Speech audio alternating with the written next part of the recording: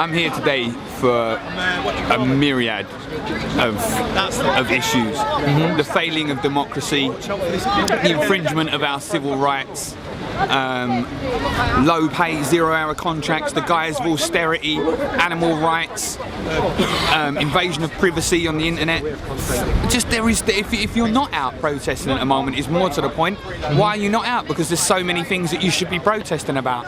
It's here to fight the power and return the power back to the people. It's devolved the power that the government have, because we are more powerful together. They can't tell us to take our masks off. It's freedom of expression, freedom of net neutrality, you know, like free Julian Assange just because he leaked some information. On every 5th of November, millions of masked marches take place all over the world to protest against the corrupt government and the media. First, everyone started to gather at Trafalgar Square in London. People are preparing for the night to fall, sharing numbers and giving out leaflets that explain if anyone gets arrested, they can contact this number for free for legal advice. After everyone is at the square, the march starts. First stop is Downing Street, which is the home of the current Prime Minister, David Cameron.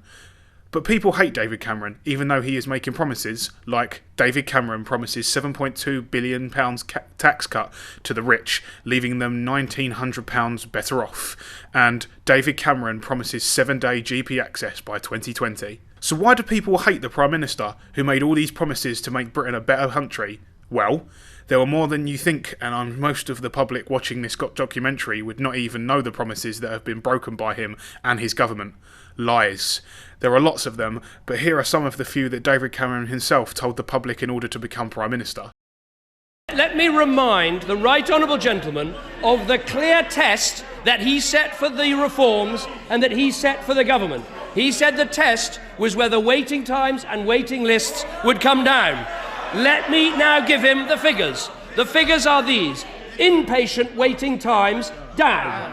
Outpatient waiting times, down. The number of people waiting more than a year, down to its lowest ever. The number of people waiting for 6 months, down to its lowest ever level.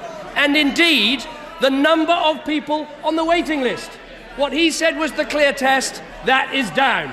That's what it proves about this Labour leader. Even when he moves the goalposts, he can't put it in the back of the net. Every day he fights for this bill. Every day trust in him on the NHS ebbs away, and every day it becomes clearer the health service is not safe in his hands. What's your commitment on EMAs? And if you do plan to axe them, what would you do to cover the financial loss that would occur to these people with very poor background? Very good question. We've looked at educational maintenance allowances, and we haven't announced any plan to get rid of them. They do often, if you go to schools and ask people what they think of them, and ask young people themselves, they get quite a mixed reception actually, because some people can see them as a bit divisive. But no, we don't have any plans to get rid of them. So you're committed? I said we don't have any plans to get rid of them. Cameron and Michael Gove said that they will not scrap educational maintenance allowance, but October 2010, in Osborne's spending review, it was announced that EMA would be scrapped. Lots of students like me will be in debt before we even graduate. Is any cabinet minister, if we win the election, who comes to me and says, here are my plans, and they involve frontline reductions, they'll be sent straight back to their department to go away and think again. But official figures show that police numbers in the 43 forces in England and Wales have fallen by 9,625 since the general election, and more than on track to meet reliable estimates that the current round of public spending cuts will lead to a loss of at least 15,000 officers by 2015, and will probably be nearer 16,000 fewer police. The report, based on the detailed investigation of individual forces' plans, estimates that 16,200 police officers will be cut between 2010 and 2015.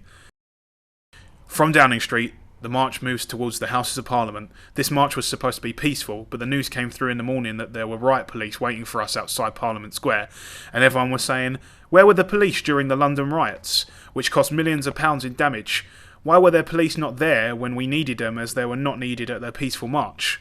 I mean, last year when I came here, I have honestly never seen so many police riot vans, so many police. They were shoulder to shoulder all around Trafalgar Square, shoulder to shoulder. We were being filmed.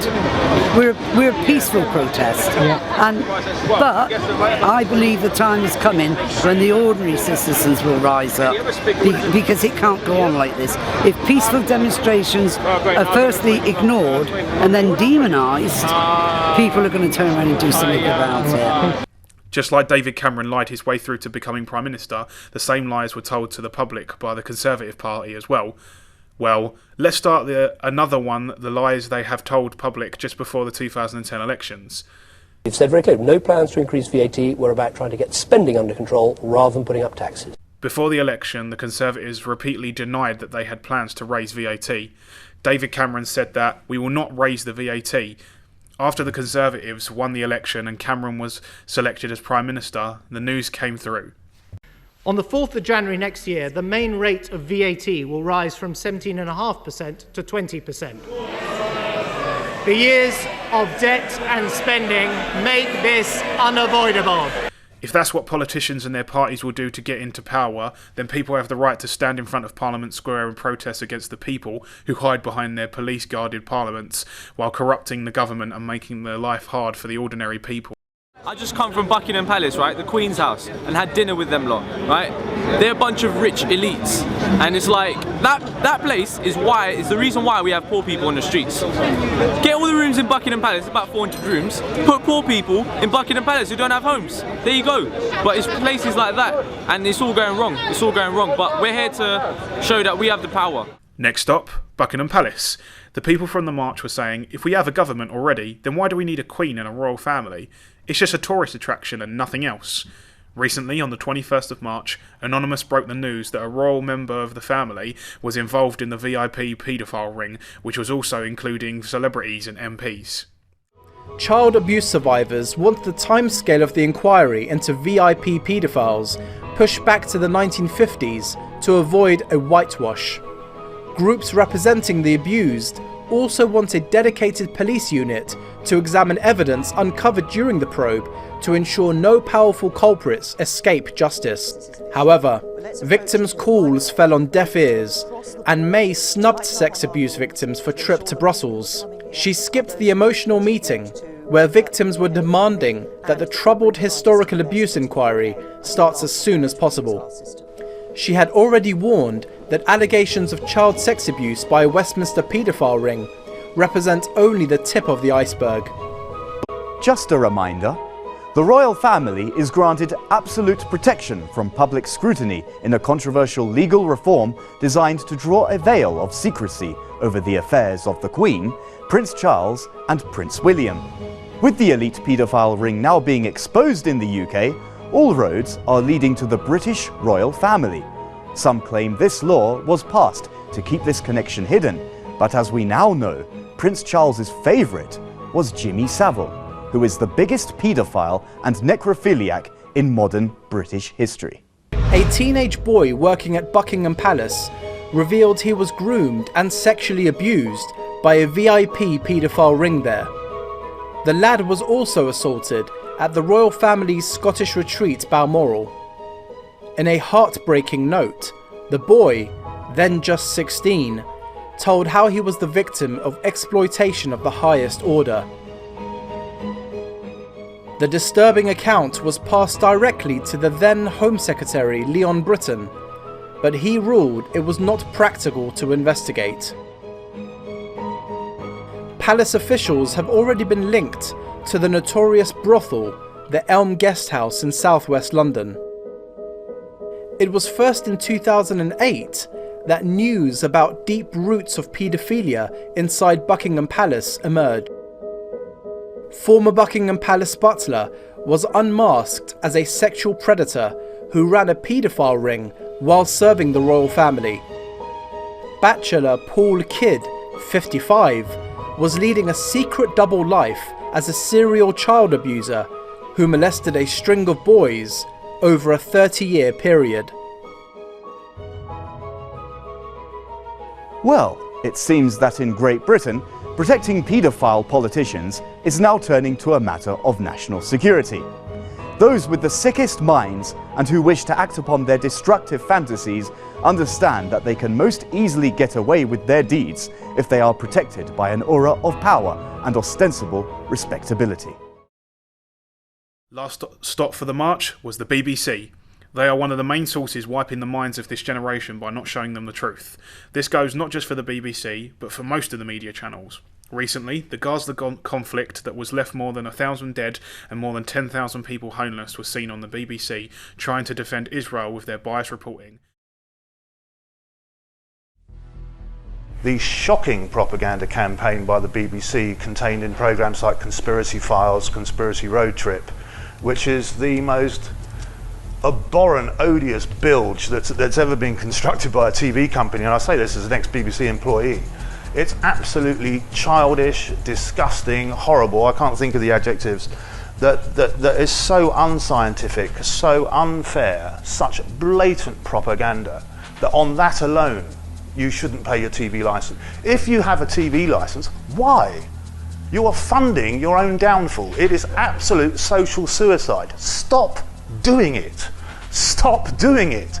In 2009, the BBC sparked outrage with its refusal to air a British charity appeal by the National Disasters Emergency Committee during Israel's attack on Gaza. People will die because of the BBC decision. Let me be clear about that.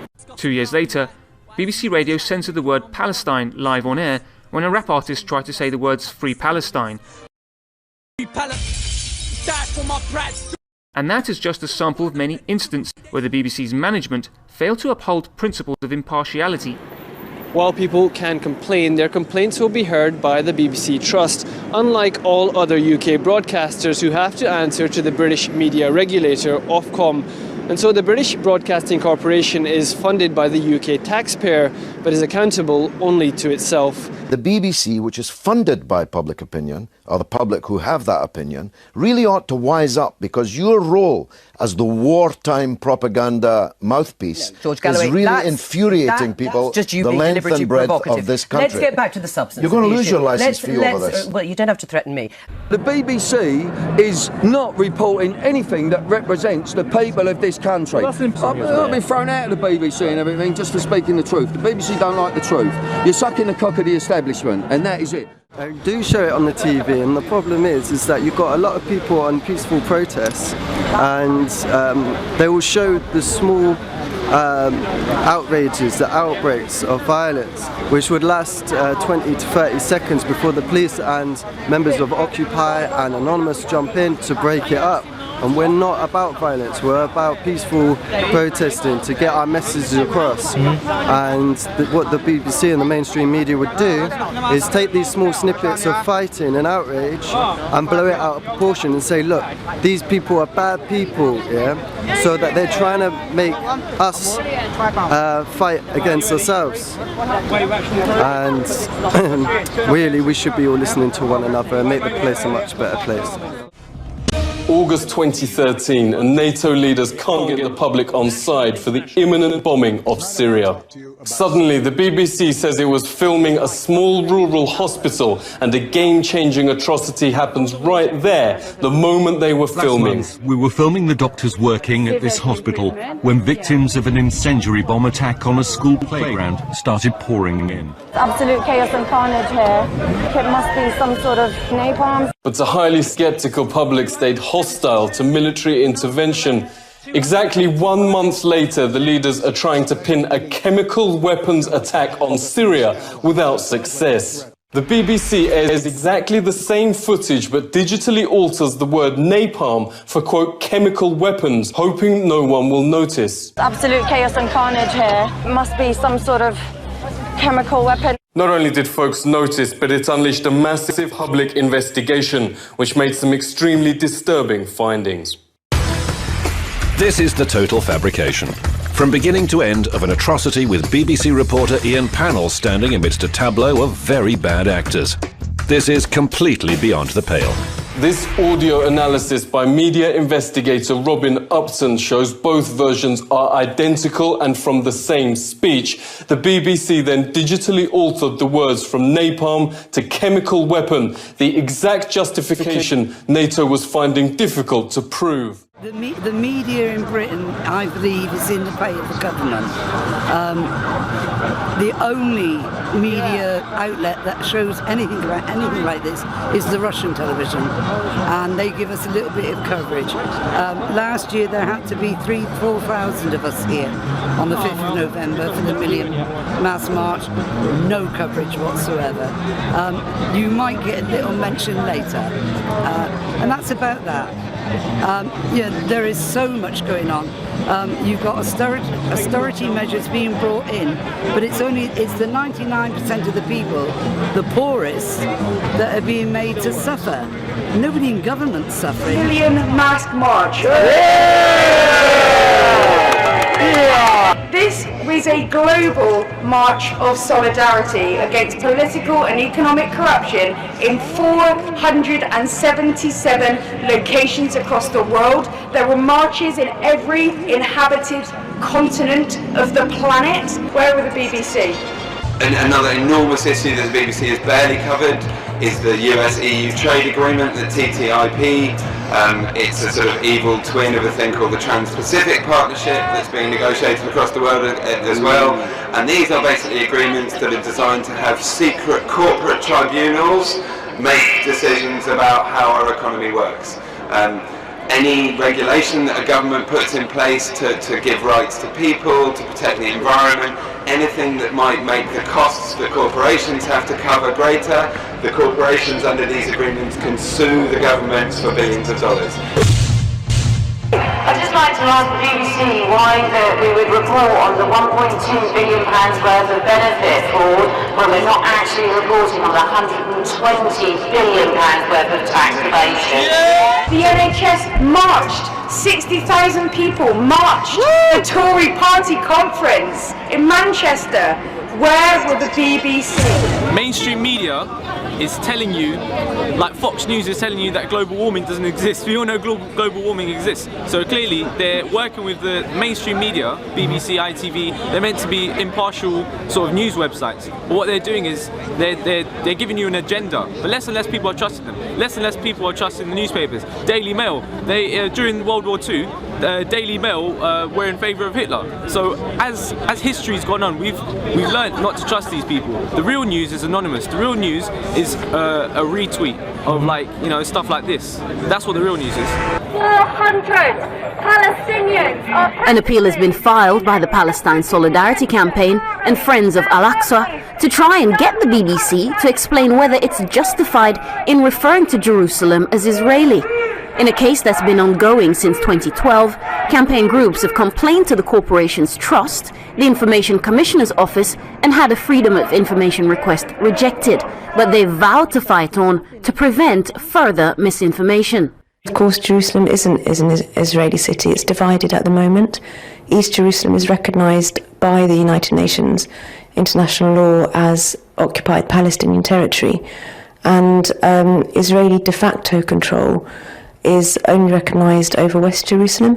So for the BBC to refer to Jerusalem in its entirety as an Israeli city is inaccurate journalism, and it's also completely wrong under international law. This controversy is not the first time BBC coverage and the corporation's editorial policy have been challenged by pro-Palestinian organisations. In fact, they've argued that for years the BBC seems intent on aping the official line coming out of Tel Aviv, leaving very little space for the Palestinian narrative. In 2011, producers censored the lyrics to a pro-Palestinian rap, editing out the word Palestine. The BBC, with the largest audience share in the UK and publicly funded, has a remit to remain impartial. When you keep putting ideas into people's heads, Jerusalem is Israeli, Palestine isn't occupied, this isn't an occupation, it's a conflict, it's a war, the Palestinians are fighting the Israelis. Propaganda wins, it wins wars, misinformation wins wars. When journalists at the BBC are just spouting Israeli propaganda and refusing to correct it, and the BBC Trust, the highest level you can get to at the BBC, is backing them up, then you know that something is very, very wrong. The editor of BBC News Online. Now, during the assault, the 8-day assault that Israel perpetrated on the Gaza Strip just a few years ago, in which hundreds of Palestinians were losing their lives, Rafi Berg was emailing BBC journalists to give them guidance on maintaining a pro-Israel stance in their reporting. An electronic intifada had provided a wonderful report on that you can read online. Now, the Director of News and Current Affairs of the BBC is a former employee of the Murdoch Press. He's a man called James Harden. While he was editor of the Times, this is his last job as editor of the Times, he outed the identity of an important police blogger called Nightjacker. And it was discovered that he'd found the blogger's identity by hacking his emails. His lawyers then covered up this fact in the subsequent court case. This is the person in charge of hiring news reporters and shaping the editorial content of BBC coverage on hacking and privacy.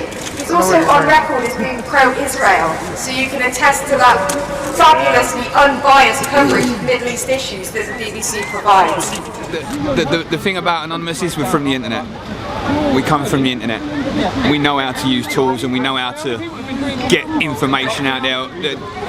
So I was at the Gaza protests. I was at 3 of them, and they exponentially grew each week to 150,000. And you're marching outside the BBC, and they didn't want to show anything. They didn't want to show anything at all because they can't show that amount of people out in the streets. Is there going to be press coverage today? Very, very minimal. If we do, it'll probably be from RT or maybe from Al Jazeera. But for me, this is a case of an easy thing for us to do. We have social media. We have hashtags, we have Twitter, we have Facebook. We can take our own media back. We're making our own media. Look, I'm talking to you right now who's making their own media. We're that change. They won't stop a message getting out. You can't crush an idea, and that's what Anonymous is. It's an idea. Before that, a march against hysterity happened in central London. There was media coverage from other channels like Al Jazeera and RT, but not the BBC. Later, when someone tried to call the BBC, this is what happened. Hi, Mike again from the Sick Britain. Oh, we've got some more tweets coming in there. Sorry about that. Right, I'm just about to phone BBC News 24, the 24-hour rolling news channel, as to why we're not seeing any news stories concerning the demonstrations in London today. It's the 21st of June. Up to 50,000 people rallied up in London around Parliament today.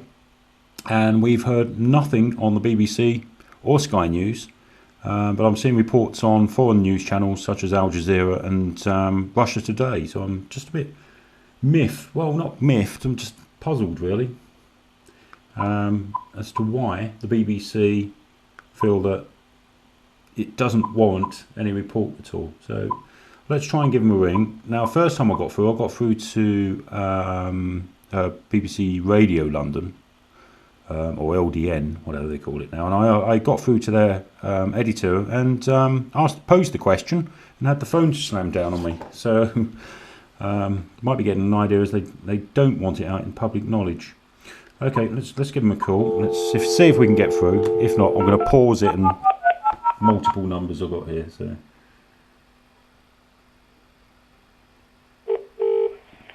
Good evening, BBC Switchboard. Oh, good evening. Can I speak to someone in the news editorial, please? News editorial. What's the call regarding that? It's regarding a news story. Right, so you're a member of staff? No, not no. So what is the news story that you send to announce the call, you see? Well, it's to do with the demonstrations in London today. Apparently there's up to 50,000 people demonstrating in London.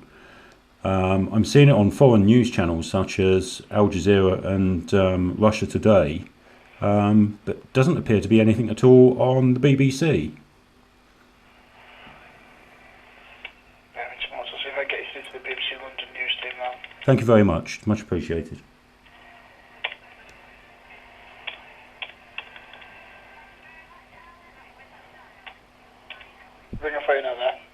Sorry? Starlink for you. Oh, thank you very much. No problem.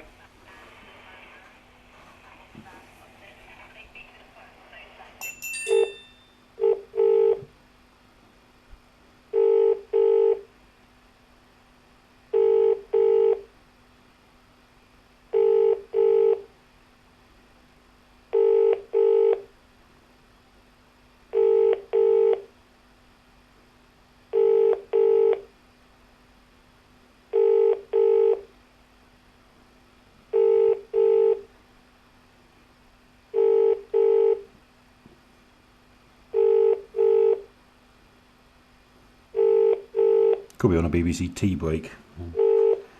Ah. Hello? Hello? Anyone there?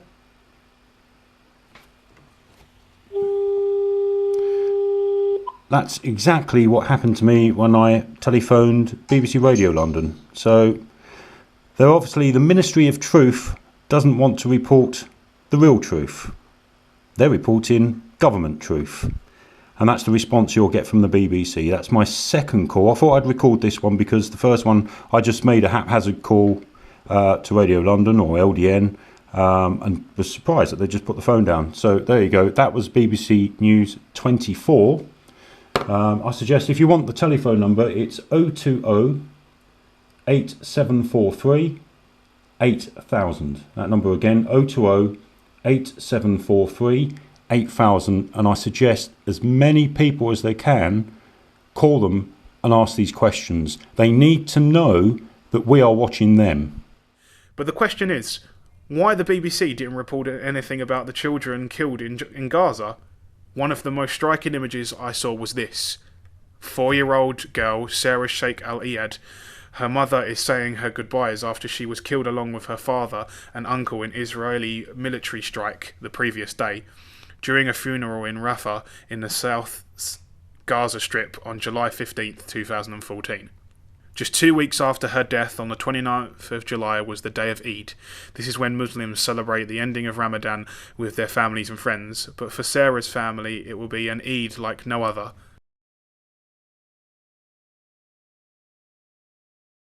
This is my niece. By the time you watch this film, she will be 2. Now, after doing the research for the documentary, I have found out things that I didn't know before. This has made me think it's really safe in the world and everything that is happening in my lifetime. Will it affect her in the future somehow? If we need to make futures better for our children, it won't happen by just sitting down and doing nothing. Please share and make your voice heard and let people know that we are 99% and we will not let the 1% of these people control us.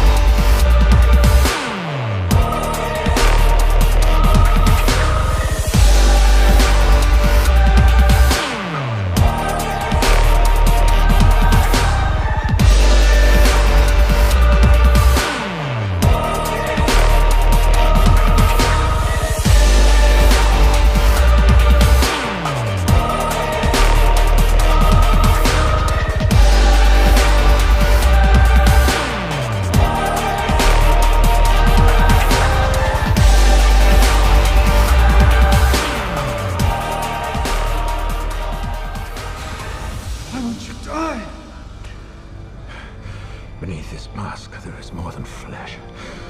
Beneath this mask, there is an idea, Mr. Creedy. And ideas are bulletproof.